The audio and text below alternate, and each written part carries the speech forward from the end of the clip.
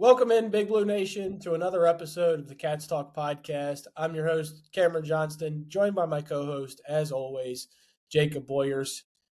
Jake, what's the word I'm going to say? You know what I'm going to say. Cats find a way to win 80-78 in a roller coaster game. It's been a roller coaster season. I've already said it twice. I'm going to try and not say it for the rest of the podcast. I got to look up synonyms for roller coaster. The up and down, the tipsy turvy. I don't know. There's some phrases out there. I'm gonna have to get into the encyclopedia, into the dictionary, and find these out. Because this team, man, down 17 points in the first half, comes back on the road at the Food City Center, wins by 2. Just a crazy, crazy game. And Jake, you were wrong once again. I don't know what to say, man. I You keep love it. picking against I these love it. Cats, and you keep looking like a clown. Yeah, I will happily be wrong in these type of situations. He's a happy I, clown. I mean, you said it. I don't know really what you can say. I don't understand how a team can look so bad in first halves. I mean, it's not just the last two. I mean, it's been St. John's. They played a lot better in the second half at Alabama. Didn't have enough to get over the hump, but I just don't understand how a team can look so different from one half to another. But hey, the results the last two, you obviously you take them. I mean, this one was. I got to be honest. There was never really a moment in this game I thought we were going to win, even when we were kind of coming back. To Tennessee's credit, it felt like every time we would get it to 4 or 5, they would hit a big shot that just kind of felt like it deflated everything, and then we would even go down and miss a shot, and then they would come back down. But then every time we would get a big stop, and we didn't have a single lead in the game until 34 seconds to go on the Chandler Steele. So I don't know, Cam. Like I said last week, I was at a loss for words. I'm still at a loss for words. Where I really don't know what to say. I mean, other than I just this team. We talked about it Tuesday night last week or Wednesday, whatever day that game was. Like, they don't quit, and the way this season was kind of going, it looked like early on there was a lot of reasons to quit. They haven't quit. They don't quit on a game-to-game basis, even when it looks like there's zero shot they have a chance. Unfortunately, I think the roller coaster is just going to continue, and we're going to experience it all year. Yeah, and I mean, I don't know if you've buckled your seatbelt for it. I've gotten mine fastened, and I'm ready to go on the ride. Jake, I sent you my bet slip from before this game and what I Yeah. expected. I think that's just the way you've got to ride with this team. You expect them to fall down early and then hope and pray that they come back late like they have. I mean, each of the past 3 games now, they've had a double-digit deficit and come back to win the game. These slow starts, though, man. You saw what it was against Alabama. When you face a higher level team, and I'm not saying Tennessee is not that. I think Tennessee is a good team. But when you face those upper echelon teams of the SEC, like maybe when we go face Arkansas or Vanderbilt that we play both next week, I don't know if you can get behind teams like that and make those comebacks. I mean, let's just talk about how this team performed in the first half. Only scored 31 points. They had 8 turnovers. And Jake, what if I told you 23 of those 31 points came from the Yep. combination of Yelovich, Jasper Johnson, and Colin Chandler? Yeah, I wouldn't have believed it. Not only did you only score 31, but you needed, Jasper to hit a couple tough threes. I mean, that first half was a full Jasper experience. That one he pulled right in transition when we were down 20-8 or whatever. I Yep. was screaming at the TV, "Why are you shooting it?" And he just knocks it down, and so I, yeah, your stars, quote unquote, did not play well at all for the first half. I thought Ortega played honestly pretty poor throughout the game until maybe the last few minutes, and then I thought he made some plays and really kind of amplified stuff on the defensive side for you.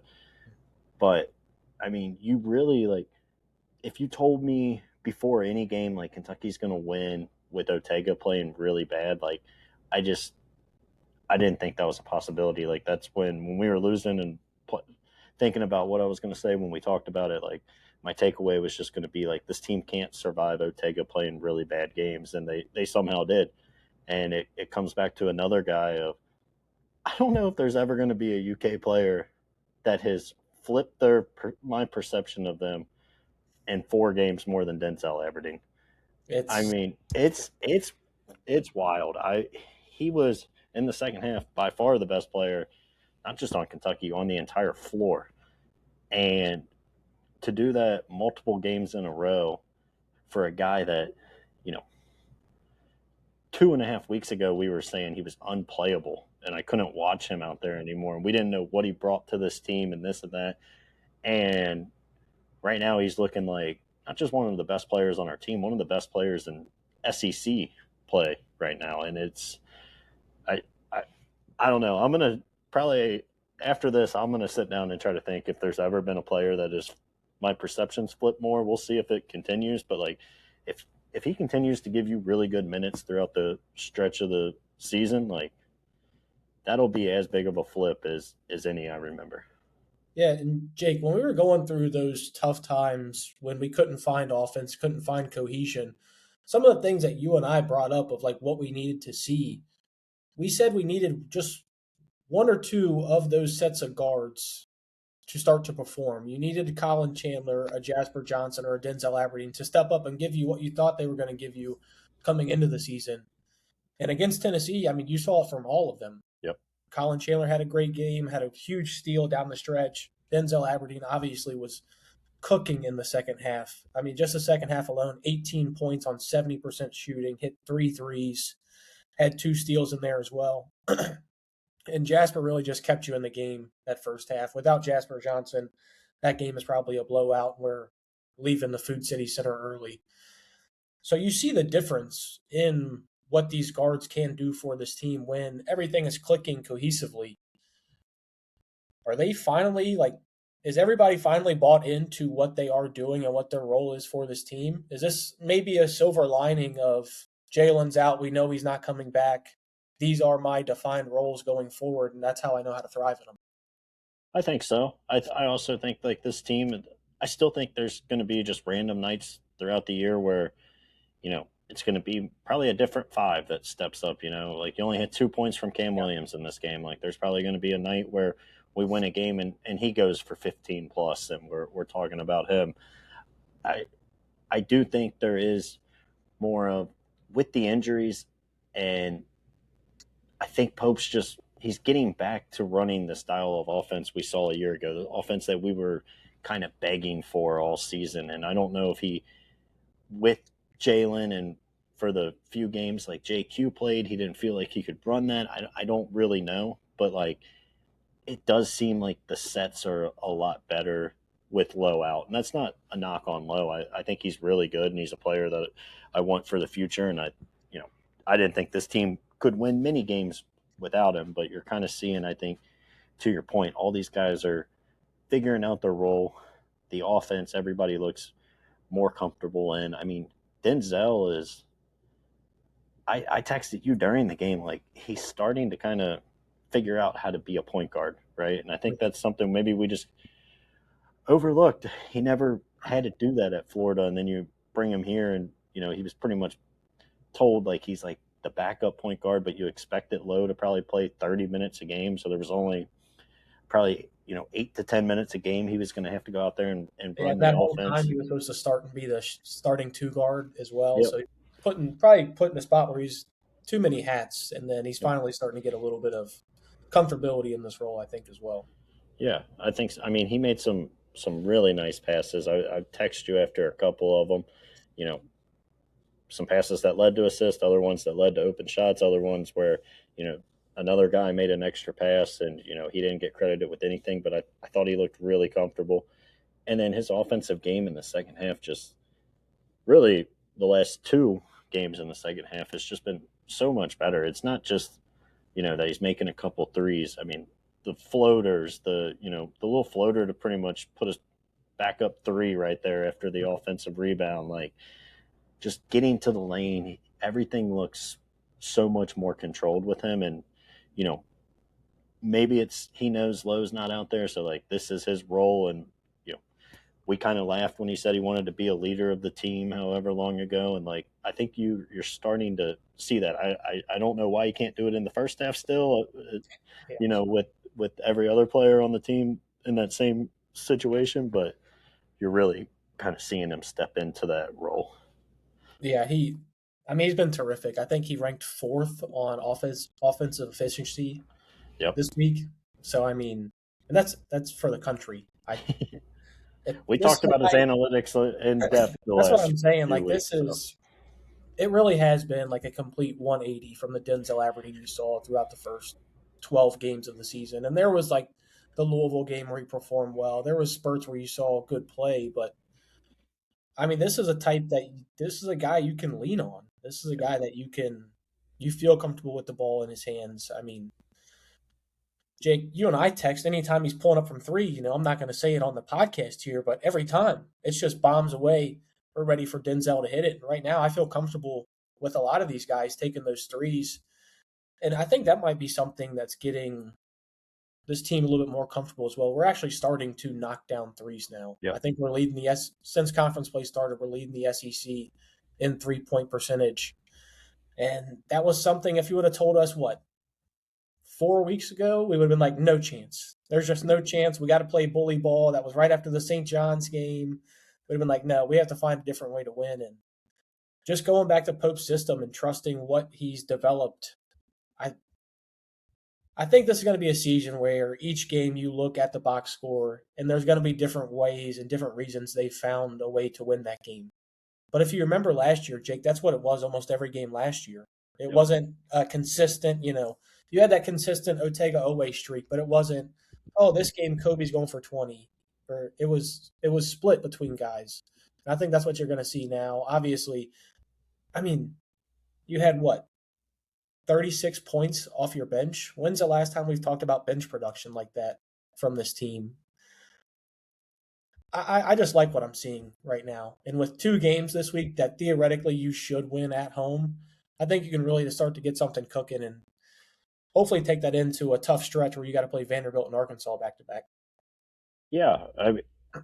You talk about it on paper. These are two you should win, but like, I should probably know better than to get ahead of myself. But with the way this season's gone, but like, if you can get to 14-6 here and win these next two, you're obviously in a really good spot. You're in a lot better of a spot than I think we would have thought this team would have been, especially Yeah. after the Missouri game.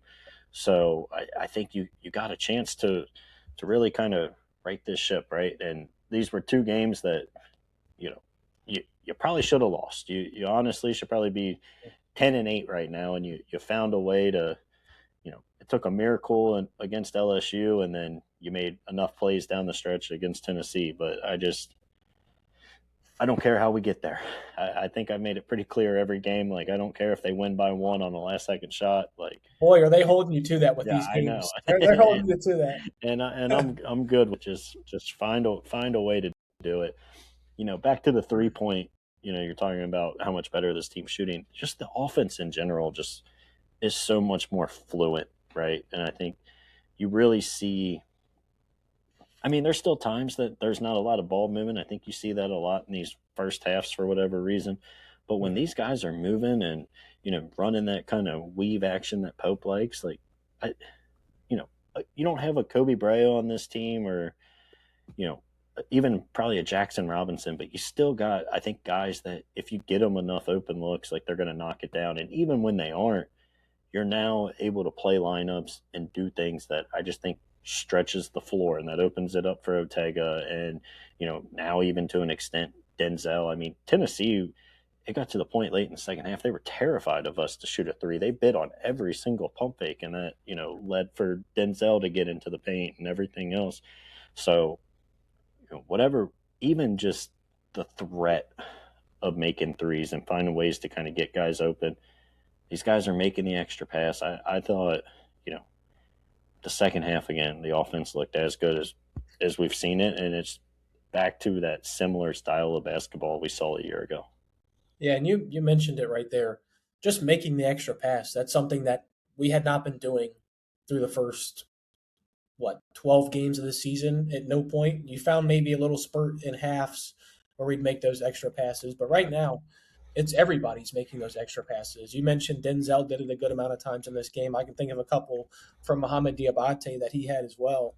A lot of these Think of a guys, few from Cam too. Just yeah, I mean, and previously this is just the ball would stick. The yeah. ball's just not as sticky. Now, granted, it is in the first half. I don't know why. I don't know the difference between the first half and the second half, but yeah, Jake. What do you think about like?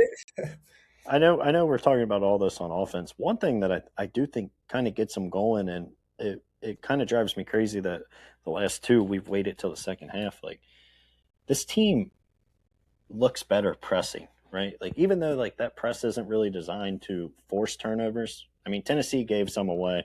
They made some, just really poor passes. But like even that press, it's not necessarily designed to create a lot of turnovers because they're not putting a ton of pressure, but it's just something about we've said it all year, like this team's going to be better playing fast and like you can speed up the other team as well. And I think it just creates a flow that, this team plays better in. So I would like to see them come out and play a press in the first 2 minutes, tomorrow night. But Yeah, and Pope keeps mentioning like the best part about this team is the depth that we have. yeah, If that's something you truly believe, then use it. I'm all for pressing early in these games. And the part that even if it's not creating turnovers, it's just getting them into the shot clock a little bit later, a little bit deeper into the shot clock, maybe getting there with 23 seconds left instead of a full 30. And I think that's something that it's hard to guard in the half court for 30 seconds. It really is. When you can change that down to 23 or even, get closer to that 20, it just opens up a lot of things. And then you mentioned right now, like we have one of the best guys, I think, for a press scenario like that. And that's Ortega with the amount of like pick sixes that he gets. He got one late in the second half. You see Collins' ability to create steals as well. I just think we have a team that sets up for that. We have guys that are shifty left to right, and I think that allows for us to be able to press like that. And then our best offense is getting out in transition and on the move. I mean, you mentioned Jasper's pull up three. I mean, he was 1-on-3 when he shot that there. I mean, I think that's where everybody on this team feels more comfortable, except for maybe like Mohamed Diabate trying to get offensive rebounds, which, Jake, I don't know about you. You want to talk about like first half to second half difference? Watching Mohamed Diabate play the first half, I was ready for him never to play again still. And then the second half, that last like 5 minutes specifically, I mean, what more could you ask? He had 4 offensive rebounds in the last 5 minutes. He was great. I mean, that's what you signed up for from Mohamed Diabate. Now, granted, if the guy could make a layup, I'd appreciate it. That's something I can say for this entire team. Like I feel like Ortega's been pretty poor finishing around the rim. And that was something that he was terrific at last year. I'm not sure where that has went. It seems like I don't. Tell me if maybe I'm missing something here. Have you seen Ortega's ability to drive on the left side of the lane this year? I feel like I have not seen that much at all. I feel like anything that he's either going full head of steam on the right side or on the dribble with the right. I feel like teams have started to pick up on that. That might be why he's not getting as clean of driving lanes as he was last year. Yeah, I don't know. I mean, I am thinking about a handful of times where he's gone from the left and smoked a layup. Mm-hmm. So I don't know about that. Back to Diabate just quickly. Like I'm glad to see he played well in the second half because like this is the kind of game like you need him, right? You need him to be that physical Malachi was getting force. pushed around a little bit, so you needed that help. This was a game that I think very similar to how we talked prior to the St. John's game. Like this is a game where you could probably pencil on paper and say Malachi's probably going to struggle. Like he's just not strong enough yet. That's something that as an 18-year-old it'll come in time, but as of yet, like he's not big enough to go against a Carney. But Diabate, like when you look on paper, if I asked you before the season, who's the teams he's going to match up best, and like the reason you brought him here, you're going to say St. John's and Tennessee. So I was happy to see that level of effort and to actually perform. I mean, I'm with you. He played really bad in the first half, but just to kind of have that Diabate that was bought in, because we talked about it even after LSU, I still thought he was a guy that played really poor. We mentioned 2 or 3 effort plays that I thought, he was kind of in the wrong for. So I don't know what clicked for this game. Maybe it was just watching some guys get pushed around and realize he could be super physical, but it was nice just to get that effort out of him. And then I didn't really see him yelling too much at his own teammates or coaches in this one, so maybe the cameras just didn't catch it. He got that. They they gave him the ball at the 3-point line with maybe a quarter. I can understand him being upset about that one. I fully understand. That's the only time I think I saw anything where he was a little frustrated. There's 4 other guys on the offense I would want to have to force a 3 at the horn. I mean, I would even throw BG in there. I don't remember who all was on the floor. I might rather have you shooting that at the horn. I'm not sure. I mean, call a timeout and put Walker Horn in. Hey, Zach Towell's still shooting 100% from 3. That's all I'm going to say. Let's get him in there for that if we need to. But yeah, I can understand him being a little frustrated getting the ball thrown to him with 1 second. But yeah, I don't know, man. It's weird because I feel like we could probably take, outside of Colin and Jasper, we can take pretty much everybody on this team and talk about how they consistently play so much better in the second half. But you found a way again. Yelovich moves off in the first half and doesn't play in the second is usually what happens. I do think, I kind of think Yelovich is another one that this is, especially defensively, probably a pretty bad matchup for him. He got kind of pushed around a little bit, missed some rebounds. But he also, I mean, there were times where he made a nice little move and he hit a 3 in the first half. I remember one time he kind of rolled to the basket and made a nice layup. So, I mean, there's definitely still promise, but this game I can kind of excuse Pope leaning towards Diabate in that second half versus trying to force Yelovich in it. Same thing with Jasper. I mean, we talked about how great Jasper was with how good Denzel was playing. Maybe you can argue you should have put him in for Ortega. I would still argue, even when your best players are having bad games, you leave them out there. And the way Colin and Denzel played in that second half, I just unfortunately don't think there was a lot of minutes for Jasper to get in there. But hand up, I might have called Jasper Johnson, said he was a Travis Perry level. I didn't mean level player.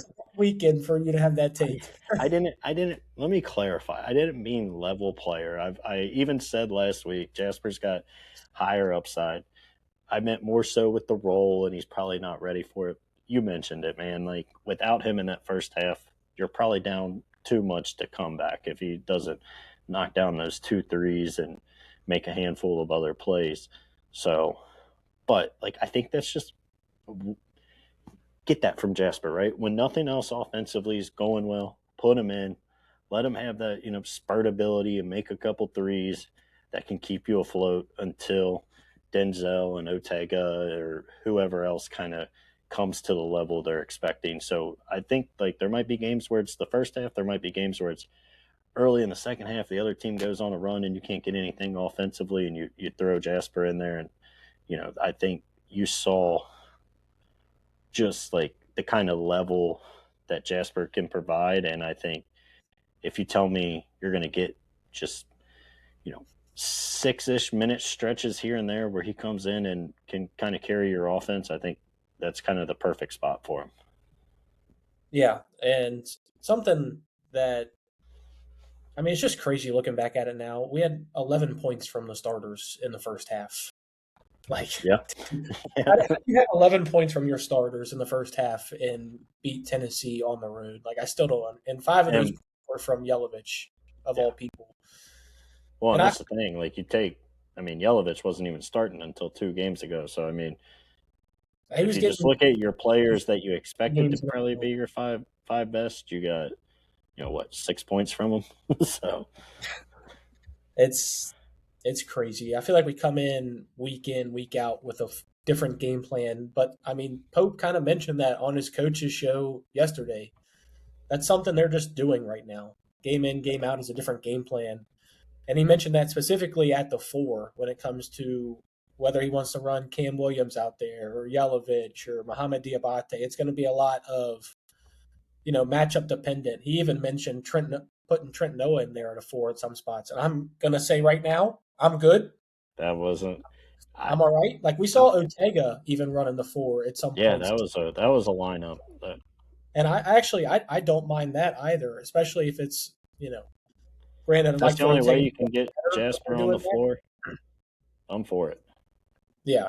And somebody I did want to bring up because, Jake, we've been critical of him. I think it's fair to say. And nothing on the stat sheet would show you that he had a terrific game or was I'm like a with you. standout of any sort. Brandon Garrison, I mean, 2 points, 2 rebounds in 18 minutes. You look at that and you're just like, okay, he got some cardio for you. I thought the physicality that he brought, Yep. and really he kind of changed a lot of Carey's. I mean, what did Carey shoot in this game? It was Not bad. good. A lot of his were right around the rim. He was 3 of 12 3 in of this 12. game. Yep. And I think Brandon Garrison was a big part of that. I think Mohamed Diabate was as well.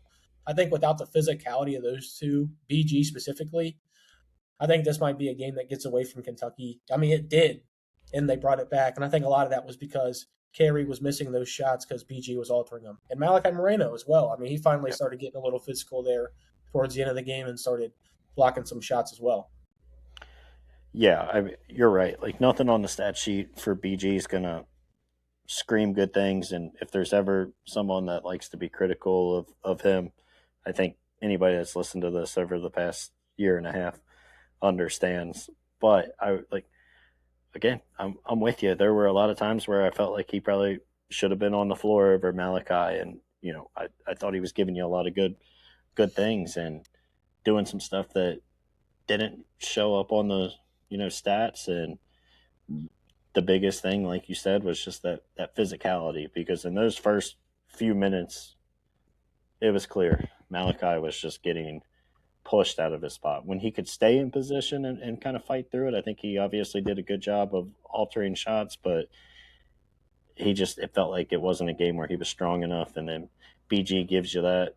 He gave you a little bit of it after the game with Ortega even. So, I mean, that was something I was kind of excited to see. I just want to see these guys play with that effort and that, hustle and that fire. And I think that's everything we've kind of said going back to, the Gonzaga game, is just we want to see that these guys care and they're giving it their all, and they're starting to. And not only are you doing that, but you're now finding ways to win games by, having some more of that than you did early in the non-conference.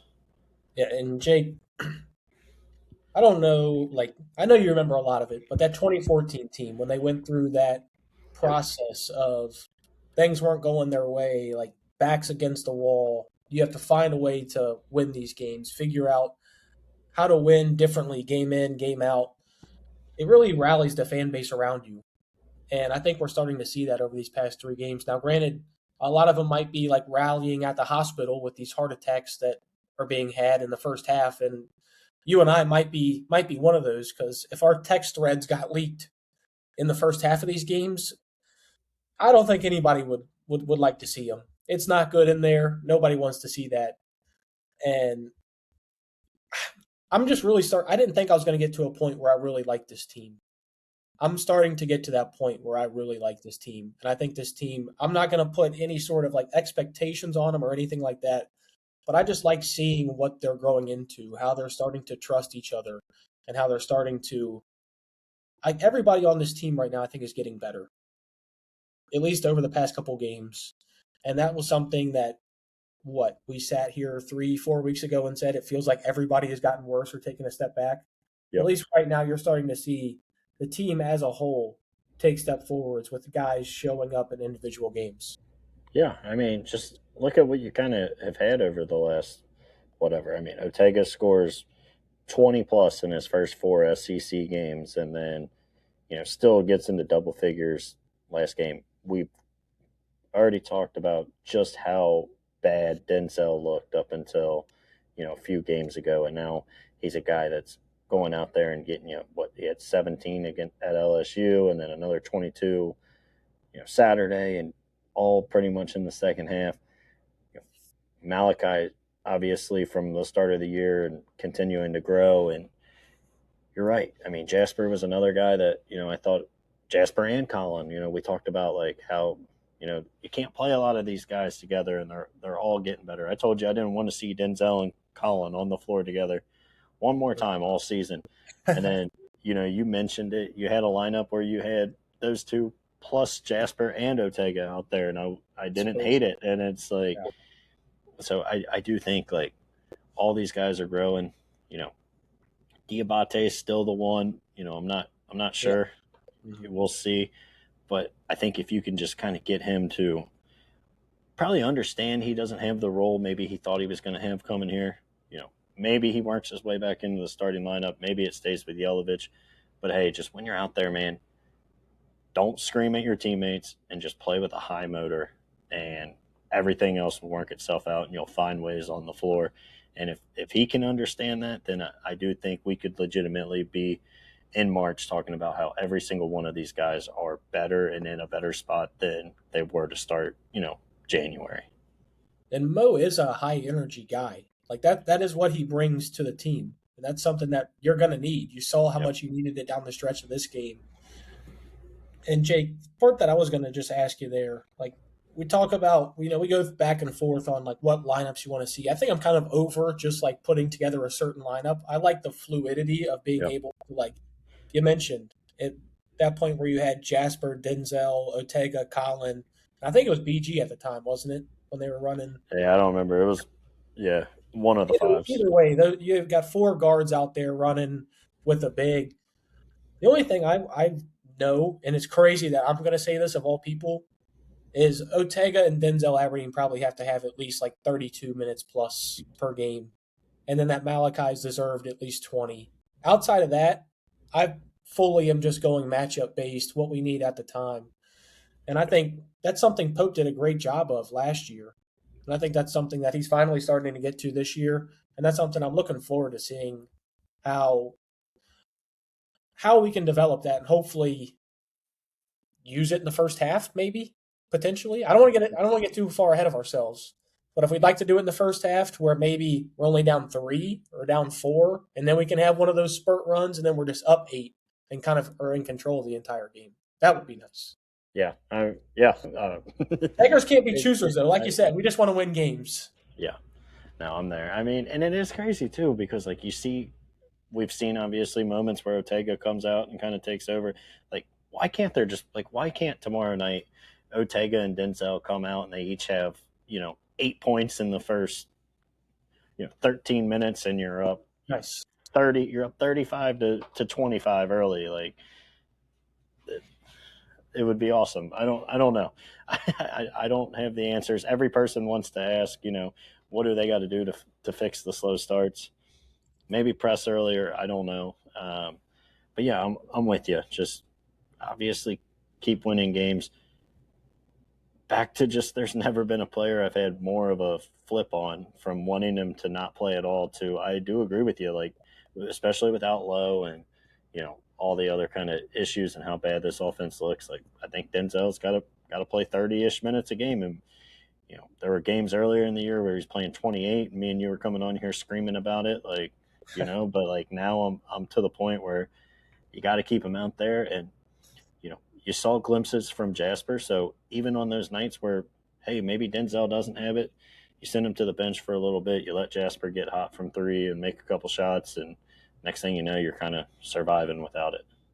And I'd also like to just allow these guys confidence to keep building.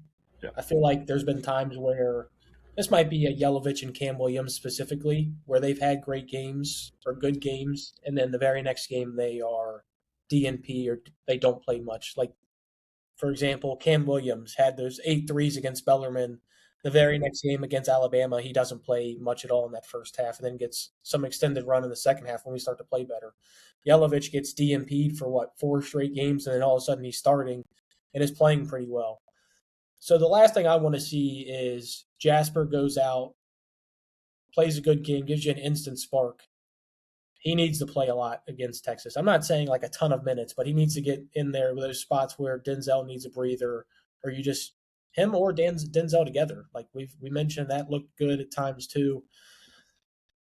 And I'm kind of confused. I don't know what to think of this Texas team either, which is why I'm so like I think this could be a game in which not necessarily that we start off hot, but I think this could be something you see to the level of that Mississippi State game where we might get down 7 or 8 early, but then we just put the pedal to the floor and we just take over. I could see that happening, but Texas has been just as streaky as we have, and I think they're the highest scoring team in the conference right now. So Yeah, real quick before I talk about Texas, I do want to. You mentioned Cam Williams. I do want to say, like, I I gotta. There's too many moments with Cam Williams where like he's on the floor, but you don't even realize he's on the floor. And for a guy with kind of his athleticism and playmaking ability, I obviously love what he gives you, and I'm more than happy to see him play more than 15 minutes a game. So I don't want to make it seem like I'm crushing him, but I don't know if you feel this way, but like I feel like there's just a lot of times where he'll be out there for a stretch and you almost forget he's on the floor. And for somebody with kind of his athleticism and the way he should be able to defend, I don't really feel like that should happen. You mentioned it, either before the LSU game or after, like you want to see him kind of take guys on the dribble more. And you saw him do it one time Saturday, and it was his only bucket. I mean, that was a great take, but like, I don't know. I want to see him do a little more out there while he's on the floor because I do think he has the potential to be one of your, better players. And I feel like too often he's just kind of fading away. yeah, and I think this could be a game in which you see that. I just think he needs to be more assertive. And I think when Yeah. you're talking about two guards that are kind of ball dominant in Ortega and Denzel, it's hard for him to get his share of what he wants to get out there, especially with how we were running these sets against Tennessee. He was running the floor a lot. I think Cam Williams has that ability to still potentially be the best NBA prospect on this team that's actually playing. Yeah. He has We've that said that. I think he has that shooting touch. I think he has the ability to get downhill like that. I just think he has to almost come out with an assertive mindset, like Denzel and Ortega do, where they're going to get their shots up whether they're falling or not. You saw him do that against Bellarmine, and really outside of that, you haven't seen him be assertive with the amount of shots that he gets up. I think he's one of those guys that you look at it, and I don't want a game to go by where he's only shooting the ball 4 times. Like I need him shooting more than that, especially when you're talking about how much we were desperate for offense in that first half. I need Cam Williams to be shooting more than he is right now. Yeah. I don't want him to be the guy that's just kind of chilling in the corner and, waiting for the ball to come to him. And I think that was kind of the point I was trying to make of when I say, like, I feel like there's spurts where like you don't even notice he's out there. So I And agree with you. I would. like I still think he works better at the three offensively, and that's something we had kind of gone back and forth on. I still think that's where his role is, but I think with how this lineup is constructed right now, he has to kind of to get the minutes that he's wanting to get. He kind of has to play the four at Yeah. this time, and I don't think that's best for what he gives you at this moment. Yeah. I agree. But yeah, I guess now we're talking about horns down, baby. Horns down. You were talking about Texas being like a weird team. I mean, this is a team that they lost to Mississippi State, got ran by Tennessee, and then followed it up with a win at Bama and a win at home against Vandy, and then played a really good A&M team, I think, down to the wire. So I, Yeah. I kind of said it like with Tennessee. I said you could tell me Tennessee beats us by 20, or we go and we win the game, and I wouldn't really be surprised. I could I could see Kentucky, like you mentioned, the Mississippi State game that's playing out similar. We win by 20 plus. I could see me and you texting each other at 11 o'clock tomorrow talking about there's 2 minutes to go and it's a one score game. So Yeah, and I don't know why I feel so confident about this game.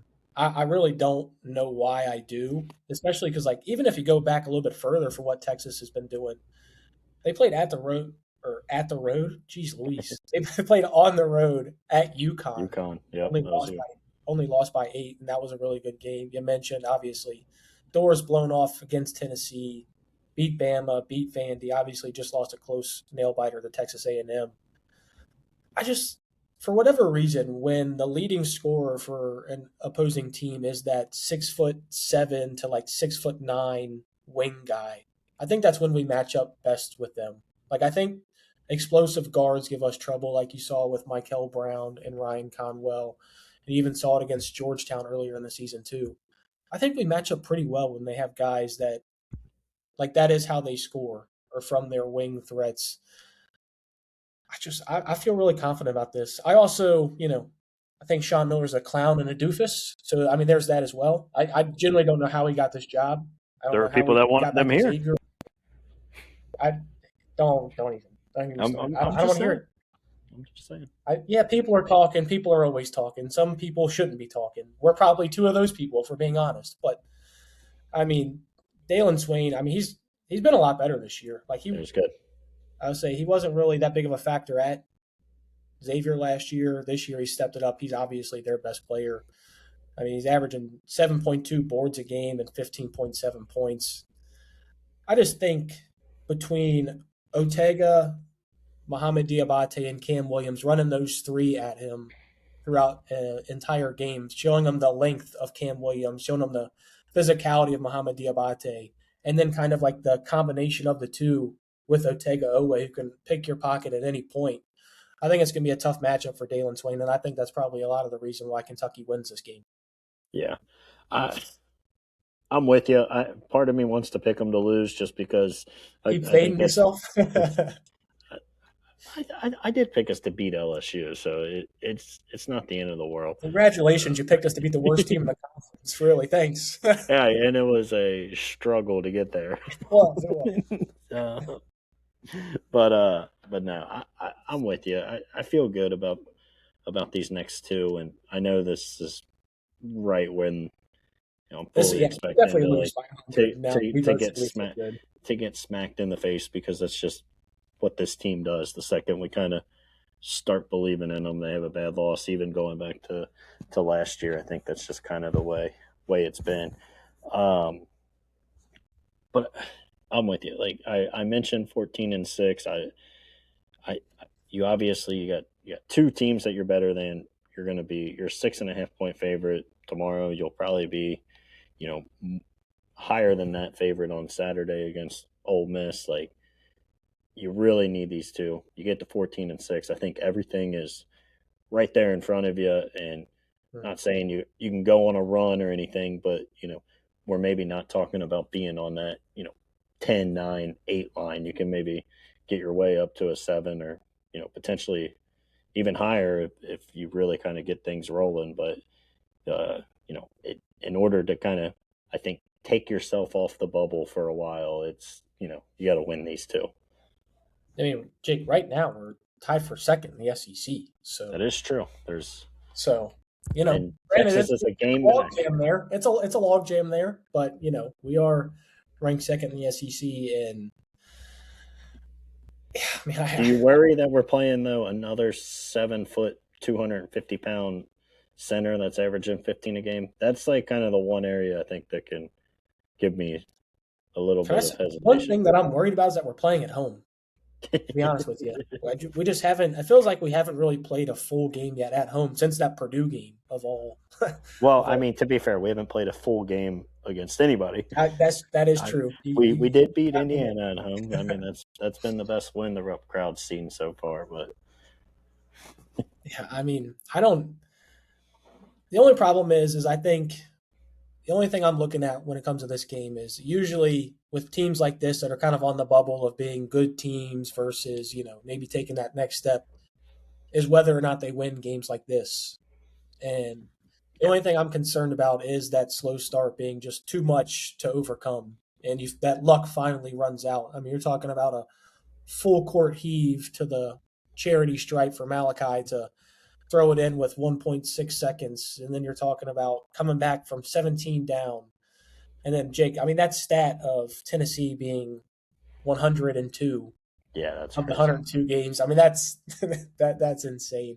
And for it to happen on back-to-back years is ridiculous. That's my biggest concern is that we just give ourselves something that's too steep to climb out of, Yep. and then we just don't get back into it for whatever reason. Yeah. Well, here, how about I'm going to come out and just have a completely different spin, and I'm going to say tomorrow night we come out on fire, and I'm going to say we're up. Before you even blink, we're the ones they're calling timeout. We're up 15-4, and we're feeling good. So I'm going See, to Jake, speak it into existence. the thing that we've talked about is it's not that initial like first 2 to 3 minutes of the game or It's to like the first shortly media after that. timeout. It's right after that first media timeout to like the under 12 timeout is usually that is where the doors just get blown off for whatever reason. And you look and we've just went on a spell where we're down 13 and we have the same might have even had the same lineup in. Well, we went another, and I don't remember if I texted you or it was somebody else, but like every single game we went on another 8-minute Scoreless stretch streak, without a field goal. Like, I mean, hell, even what was it? The North Carolina game, you did it to end the game. Missouri, you did it to end the game. Scoreless. So how about we find a way to make a field goal every few minutes in this game, and I think you win. I mean, I'll sign up for that. If you're offering, I'll gladly sign up. Jake, obviously, these are 2 wins that you got to have. At home this week, Texas and Ole Miss. Obviously, I've already said I think they're going to win this game. I think you've said that as well. I want you to give me an MVP pick for this game and then give me one guy that's outside of the traditional Ortega or Denzel that you think is going to step up in situations to help this team win this game. Yeah. So I mean, I think the obvious, quote unquote MVP is Ortega, but I mean, outside, This guy's always taking chalk. I think this is you Big mentioned. Blue Nation. Let me just say one thing about Mr. Can Jacob. you shut up for a second? He's the type of guy that he goes to Keeneland and he bets the 1-9 favorite, and then he screams about how he won. Hey, if I come out making money at the end of the day, I think that's all that matters.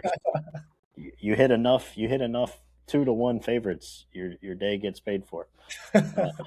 No, I'm just kidding. But no, I mean, but if you're asking me when we leave here or when we record on Thursday or whenever we do it, like who are we going to say was the best player? I obviously think it's going to be Ortega. I expect him to kind of bounce back. He had a week of being sick. I expect this to be another 20-plus game, and you talked about how he's going to, be guarding the wing a lot. Like to see him. I'm going to predict he even gets a few steals in there. And we're talking about again. Yep, we're talking about this was a classic Ortega away game. Now, outside of Ortega, who's kind of the other guy? I'm gonna go with another guy that has obviously played well of late, and I'm gonna go with Colin Chandler. I think his ability to shoot the ball is, he's getting into passing lanes. That press, I think, is helping him defensively. You're really kind of seeing it. How about him making that pass early to Ortega, not waiting and trying to throw the lob at? I knew you were going to bring that up at some point. I was not going to say anything. I was going to wait to see if you'd bring it up, and I'm glad you got it out. And then for a prediction, I will give you an official Kentucky wins. I think this one's higher scoring. I think we kind of see maybe 2 whole halves of the offense we saw at Tennessee.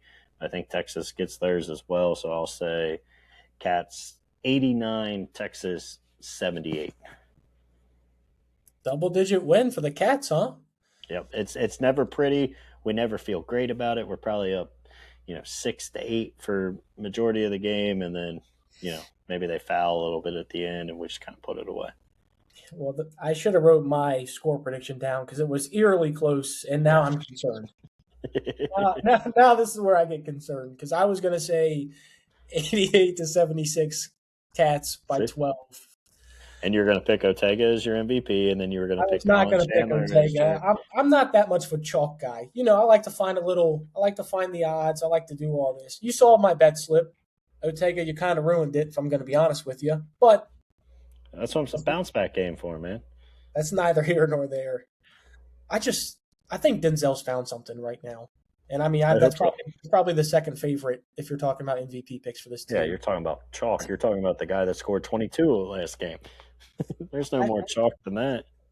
I think he has really found something though, and I think I he's agree.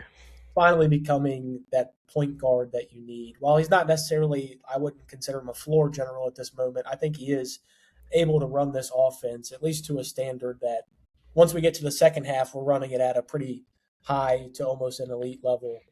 I think this is a game where I don't think he'll get to the 20-point mark like he did in this one, but I think this is one where you see him. He has right around 16 points, and he knocks down a couple big threes, makes a couple extra passes, like you mentioned, like did against Tennessee. And if we're talking about, the off the wall guy who's going to come in, I think it's going to be Mohamed Diabate's defense on Dalen Swain. I think that'll be something that's going to be huge. Show that physicality, get some offensive rebounds. I think that just is his role right now. Get Yeah. some putbacks, offensive rebounds, make the extra passes once you get those offensive rebounds. Basically, the 5 minutes that you saw him against Tennessee, the last 5 minutes of the game, I think that's something you're going to see from Mohamed Diabate in this Texas game. Yeah, I mean, I agree. Just keep playing with that intensity. Do we get another? Do we get another little fight, or does Ortega comment about somebody's weight I, again? Or I don't think they care enough about Texas basketball. I'm not sure if Texas cares enough about their basketball program. When you go out and hire Sean Miller, I think you say enough about what you think about your basketball program. Now, all the Texas fans will clip this when we lose by 30 tomorrow. yeah. But, yeah, there's that. No, I'm with you. We do owe them. They beat us a year ago. If you remember, that was the game Travis I Berry remember. had to start at point. Jake, I don't know if you remember where I had to watch. I had such a tough time trying to I watch had to that watch. game. I watched it at Turfway. I was down in Gatlinburg around a bunch of Knoxville idiots. They were down there. I'm trying anywhere and everywhere. I go to Mellow Mushroom to try and watch the game. It was some of the worst food I've ever had in my life. So I think I just ruined our You sponsorship with you Mellow you Mushroom. If you're ordered the wrong. I'll defend them. You ordered the wrong pizza. If you don't do buffalo chicken, order a pizza. exactly like what like clown ball honk honk. I mean, you So get the I, buffalo. yeah, The only thing there that's worth eating, buffalo chicken pizza. It's the best thing on the menu. You don't even need to try anything else. Jake, It it has was. been years since I've been there, so maybe I'm it's just not good anymore. It was very bad. The TV was far away. I ended up finding the Dick's Last Resort. They put some hats on me with some, incriminating things on my head, and I had to watch this team lose in what was a very, very bad fashion. I mean, I can't. What was the guard last year that tore us up? That got drafted in the lottery. Oh, yeah, I can't think of his name. I can't think of his name, but His he freshman. We got yeah, torn up by him and Fears like Jeremiah back to Fears. back Yeah, and weeks. I can't remember his name, but he tore us up. I just don't think they have a player like that. I think we match up better with Dalen Swain than we did with that last year. But this year, I will be in the comfort of my own house watching this game, and that will be enough to turn the tides. I'm with you, man. I whatever we got to do. Like let's just. I'm gonna say it again. I don't care. I know I picked this to win by 11 or 12. I don't remember the score I said at this point, but I don't care. You come out and you win this game, 40-39. I'll take it. You come out and you win 100-60. I'll take it. I'll be excited either way. I mean, it sounds simple. I'm right there with you. Obviously, just need these cats to keep winning. We obviously need a 2-0 week. Jake, you got anything else for Big Blue Nation before we let them out of here? No, I mean just 2-0. Like everything that the excitement we've won it with this team. It feels like we've never really enjoyed it this year. As soon as we feel good, we beat Purdue in the preseason. We come out and lose to Georgetown. You lose to Louisville to start the year. You beat St. John's, and you're starting to get some momentum, and you get ran by Bama.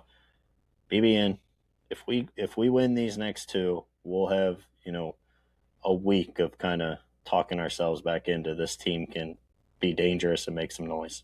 So And you win two in a row, two more to get you 5 in a row. Then you go take on Vandy. That's a top team you got to play. Then you get to go down to Fayetteville. You get to go down to Fayetteville, Jake, and right some wrongs from what happened last year. So, Big Blue Nation, to get that all started, we obviously got to go 2-0, and that starts with this game against Texas, where, Jake, we are a 6.5-point favorite in this game at home. I'm riding with the Cats minus 6.5. Jake is as well. Big Blue Nation, that is going to be all for Cam'Ron and Jake on the Cats Talk podcast. Be sure to follow us on Instagram, on X, on Facebook, TikTok, wherever you get your news, we're there. And make sure to like and subscribe on YouTube, Spotify, iHeartRadio, anywhere and everywhere you can get your podcast. We'll always be there for you. Jake, let's go 2-0 this week, baby. Go Big Blue. Let's do it. Go Big Blue.